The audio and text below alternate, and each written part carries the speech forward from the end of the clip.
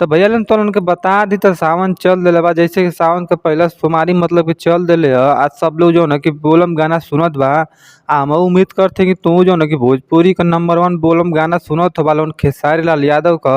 जौन की मतलब बोलम गाना में बहुत शानदार गाना गावे न तो उनके बताती कि जौन खेसारी व्यक्ति सरका जौन गाना आ गइल बा चढ़ाई बेल पाता जौन की तीसरका गाना से खेसारी भैया के बोलम गाना आ गइल है सावन में सुमरिया के पहिलका सोमवारी की जो नई गाना आइल बा हालिए बगन जौन कि बहुत शानदार होखे वाला इ गाना। अब ले तू गाना के ना सुन लेवा भैया लोगन तो जाके सुन ले लोगन ना तो गाना में तो उनके बता दी तो उनके जौनी चैनल पे इ गाना आइल बा ग्लोबल म्यूजिक जंक्शन से ही गाना बहुत प्यारा सॉन्ग बोलम गाना खेसारी भैया गा दिले हम बहुत शानदार गाना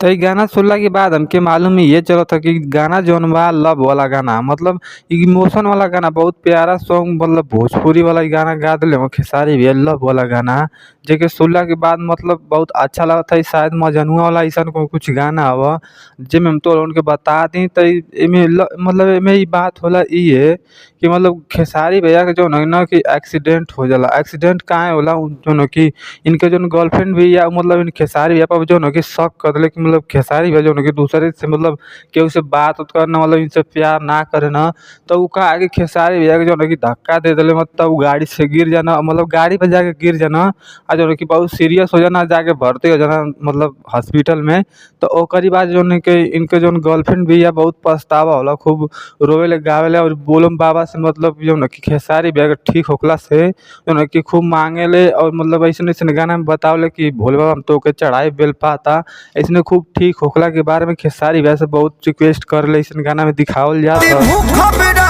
तो इ गाना सुनला के बाद मऊ के मालूम चलत है काश खेसारी भैया नियर मतलब प्यार करे वाली मतलब मिल जाए सबके तो मजा आ जात ना तो उनके बता दी भाई सही में रियल कहते खेसारी भैया जो है कि बहुत इनके प्यार वार कल मतलब देख सकत हलम बहुत बोलम बाबा से मतलब गुहार कल बहुत खेसारी भैया एकदम मतलब कि बेड पर छटपटात मतलब एक्सीडेंट हो गइल भाई उनके कपार उपार में घाव लग गइल है तो उ जो है कि चल फिर ना पाना बेड पर सुतल है ना तो उन्हीं के ठीक होके खातिर मतलब बहुत एकदम मतलब परिश्रम करे नहीं है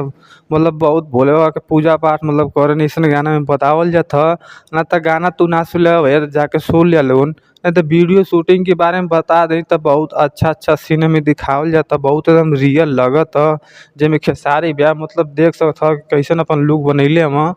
आ ना तो अगर गाना ना सुन ले तो जाके सुन लिया लोन कहे से कि इस सावन का पहला सोमवारी में मतलब गाना मतलब गइले सोमवार के दिन रिलीज भइल है गाना